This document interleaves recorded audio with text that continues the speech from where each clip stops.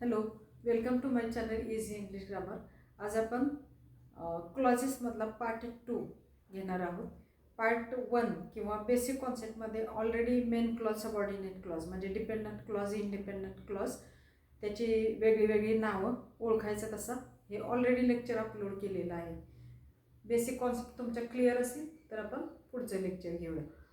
या लेक्चरमध्ये आपण डिपेंडंट आणि इंडिपेंडंट क्लॉज, इंडिपेंडंट क्लॉज जर तुम्ही पाहिला किंवा मेन क्लॉज तर त्याचे पुढे कुठलेही प्रकार नाही आहेत. तो एकच आहे फक्त मेन क्लॉज किंवा इंडिपेंडंट क्लॉज.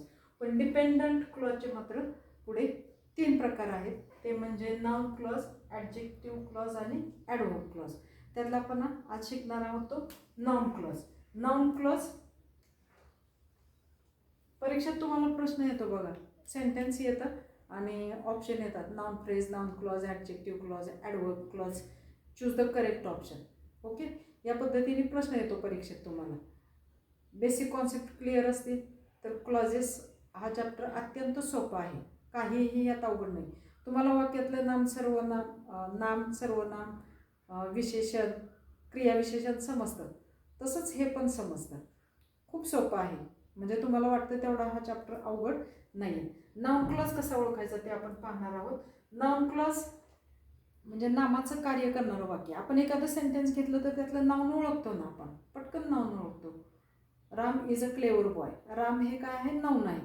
तसंच नाउनचं कार्य करणारं वाक्य, नामाचं कार्य करणारं वाक्य, म्हणून त्याला आपण काय म्हणतो? क्लॉज म्हणतो. वाक्यांश किंवा वाक्याचा भाग ओळखायचा कसा? तर इट किंवा समथिंगने रिप्लेस करता येतो. कोणता क्लॉज? Noun clause. इट किंवा समथिंगने रिप्लेस करता येतो. वाक्याचं मिनिंग बदलत नाही किंवा अर्थपूर्ण वाक्य राहतं. फॉर एक्झाम्पल बघा, what you said yesterday was inspiring. आता हे जर वाक्य बघितलं तुम्ही तर पहिल्यांदा आपल्याला त्यातलं काय ओळखायला पाहिजे? मेन क्लॉज आणि सबऑर्डिनेट क्लॉज ओळखायला पाहिजे किंवा dependent clause, independent clause. Why you said, what you said yesterday, वाक्य मिनिंगफुल आहे का? नाही, म्हणजे हा काय आहे? डिपेंडंट क्लॉज आहे. वॉज इन्स्पायरिंग मिनिंगफुल आहे, म्हणून हे काय आहे? हे मेन क्लॉज आहे. Main clause. मग आता सबऑर्डिनेट क्लॉज इटने रिप्लेस करून बघूया. होत असेल तर तो noun clause. It was inspiring. प्रत्येक वेळी what you said yesterday, what you said yesterday was inspiring म्हणण्यापेक्षा इट वॉज इन्स्पायरिंग वाक्य अर्थपूर्ण राहते, म्हणजे हा नाउन क्लॉज आहे. Okay. Why she left early remains a question. आता ह्यातला मेन क्लॉज कुठला आहे? व्हाय सी लेफ्ट अर्ली, ती का निघून गेली? अर्थपूर्ण वाक्य नाही आहे. रिमेन्स अ क्वेश्चन हे मात्र अर्थपूर्ण वाक्य आहे, म्हणून हा काय आहे? मेन क्लॉज आहे. Okay. It remains a question, इटने रिप्लेस होतं कोणतं? Why she left early. It remains a question replace होतोय, म्हणजे नाउन क्लॉज आहे. I know that she is honest. I know हा काय आहे? यातला मिनिंगफुल सेंटेन्स आहे, म्हणून हा मेन क्लॉज आहे. आणि दॅटने जोडलेलं हे वाक्य आहे, दॅट ही इज ऑनेस्ट, हा काय आहे? हा आहे डिपेंडंट क्लॉज. पण डिपेंडंट क्लॉज हा होतोय का इटने रिप्लेस? बघा, आय नो इट होतोय, म्हणजे हा नाउन क्लॉज आहे. I don't understand it why she is angry replace होतोय. आय डोंट अंडरस्टँड हा मेन क्लॉज आहे. आय डोंट अंडरस्टँड इट काय? तर why she is angry replace होतोय, म्हणजे हा काय आहे? नाउन क्लॉज आहे. The truth is that he is honest. The truth is that he is honest. The truth is हा मेन क्लॉज आहे. द ट्रूथ इज, आणि हे दॅटचं वाक्य पुढचं काय आहे? हा सबऑर्डिनेट क्लॉज आहे. The truth is it complete sense आहे. That he is honest. The fact is it that she was late आहे ना, इटने रिप्लेस होऊ शकते. That she was late, that he is honest होऊ शकतं, म्हणजे इटने रिप्लेस होतो, म्हणून हा काय आहे? नाउन क्लॉज आहे. ओके. या पद्धतीने ही एक ट्रिक आहे. त्याशिवाय महत्त्वाची ट्रिक आहे ही, मेन क्लॉजला व्हॉटने प्रश्न विचार. मेन क्लॉजला वॉटनं प्रश्न विचारला, उत्तर जर सबऑर्डिनेट क्लॉज असेल तर तो नाउन क्लॉज आहे. ओके, मेन क्लॉज कुठले, आता हे अंडरलाईन केलेले सगळे काय आहेत, मेन क्लॉज आहेत. व्हॉट वॉज इन्स्पायरिंग, उत्तर आहे का बघूया आपण सबऑर्डिनेट क्लॉजमध्ये. व्हॉट यू सेड येस्टरडे आहे उत्तर, हेच उत्तर येते म्हणजे हा नाउन क्लॉज आहे. What remains a question, why she left early, व्हॉटने प्रश्न विचारला, उत्तर आहे. What do I know, that he is honest, उत्तर आहे. What don't I understand, why she is angry. What the truth is, that she is honest. What the fact is, that she was late. म्हणजे main क्लॉजला प्रश्न विचारला, उत्तर कशात आहे, subordinate clause मध्ये आहे. म्हणजे कोणता क्लॉज आहे, नॉन क्लॉज आहे. ओके, त्याशिवाय नॉन क्लॉज कशाने सुरू होतो, तर दॅट, डब्ल्यूएच वर्ड. डब्ल्यूएच वर्डनी तुम्ही म्हणाल ॲडजेक्टिव्ह क्लॉजमध्ये पण असतो, पण शिकत गेला ना की तुमचं आपोआप कन्फ्युजन दूर होईल. डब्ल्यूएच वर्ड इफ किंवा वेदरनी काय सुरू होतो, नॉन क्लॉज सुरू होतो. ओके, आणि शेवटची आणि महत्त्वाची, जर असा ऑप्शन आला तर माहीत असावं म्हणून त्यावर आपण चर्चा करतो. ओके, नाउन क्लॉज कुणासारखं काम करतो, तर ॲज अ सब्जेक्ट म्हणजे कर्त्याप्रमाणे काम करतो. हे जे सबऑर्डिनेट क्लॉज आहे हे कर्त्याप्रमाणे पण काम करतात. ॲज ॲन ऑब्जेक्ट कर्माप्रमाणे काम करतात. अँड ॲज अ कॉम्प्लिमेंट म्हणजे पूरकाप्रमाणे पण काम करतात. ओके, जर तुम्हाला ऑप्शन आला तर माहीत असावं म्हणून ह्याच्यावरती आपण डिस्कशन करतो. ओळखायचं कसं बघा, as a subject, as an object and as a complement. Noun clause कधी असतो, तर what you said yesterday was inspiring. वाक्याचं निरीक्षण करा, वाक्यात सुरुवातीलाच काय आहे, डिपेंडंट क्लॉज आहे. डिपेंडंट क्लॉज वाक्याच्या सुरुवातीलाच आहे. त्याशिवाय ह्यातलं मेन वर्ब कोणतं आहे, तर वॉज हे मेन वर्ब आहे.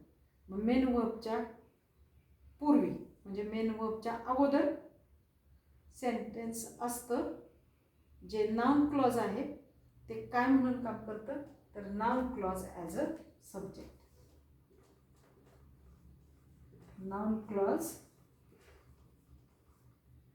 As a subject. एक नसतो ह्यात सब्जेक्ट, एक नाही आहे हा सब्जेक्ट, म्हणजे एकच नाही आहे. तर हा पूर्ण हा जो ग्रुप आहे, व्हॉट यू सेड येस्टरडे, हा पूर्ण ग्रुप कशाचं काम करतो, तर ॲज अ सब्जेक्टचं काम करतो. लक्षात आलं, सब्जेक्टचं काम करतो कशावर ओळखलं आपण, तर मेन वर्बच्या पूर्वी आहे. मेन वर्बच्या पूर्वी नाउन क्लॉज आहे आणि वाक्याच्या सुरुवातीला डिपेंडंट क्लॉज आहे किंवा नाउन क्लॉज आहे. वाक्याची सुरुवातच नाउन क्लॉजनं झाली. पुढचं वाक्य बघा, why she left early remains a question. Remains हे काय आहे, मेन वर्ब आहे. मेन वर्बच्या पूर्वी आलेला आहे, बरोबर आहे, मेन वर्बच्या पूर्वी आलेला आहे. आणि त्याशिवाय वाक्यात सुरुवातीला डिपेंडंट म्हणजे नाउन क्लॉज आला. कसलं काम करतो, noun clause as a subject. लक्षात आलं. आता I know that he is honest. I no वाक्याची सुरुवात, वाक्याच्या सुरुवातीला काय आहे, सब्जेक्ट वर्ब. वर्बला प्रश्न विचारा, आय नो काय, दॅट ही इज ऑनेस्ट. काय आलं, तर पूर्ण ऑब्जेक्ट आलं तुमचं. वाक्याची रचना इथं कशी झाली बघा, सब्जेक्ट वर्ब आणि ऑब्जेक्ट.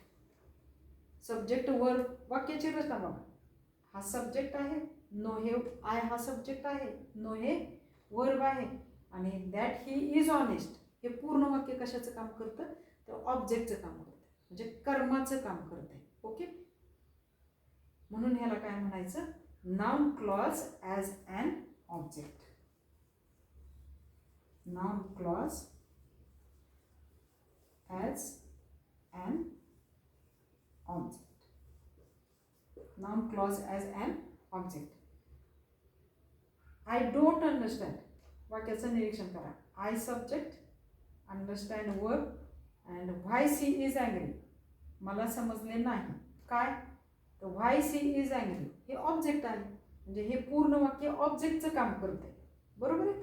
हे पूर्ण वाक्य ऑब्जेक्टचं काम करतंय, म्हणून हा काय आहे, noun clause as an object.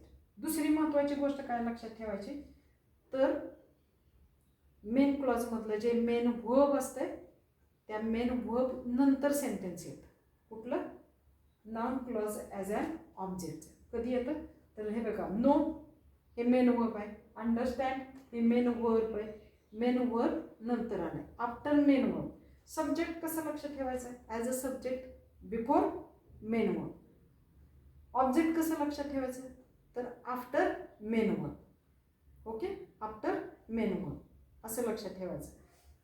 Next sentence, the truth is that he is honest. हा मेन क्लॉज आहे. The truth is. आता जर हे वाक्य बघितलं तर कंप्लीट मिनिंग फील होते का बघा, ह्यातलं मिनिंग आपल्याला कंप्लीट फील होते का ह्यातलं, नाही.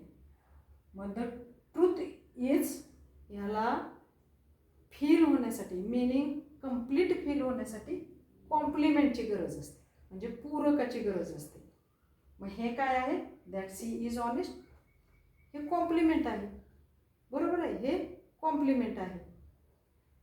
The fact is, complete meaning feel होते का, आहे मेन क्लॉज, तो आहे त्याला कंप्लीट मिनिंग, पण फील होत नाही, बरोबर आहे. मग फील होण्यासाठी कशाची गरज आहे, तर दॅट सी वॉज लेट, पूरकाची गरज आहे, म्हणजे कॉम्प्लिमेंटची गरज आहे. म्हणून हे काय आहे, नाउन क्लॉज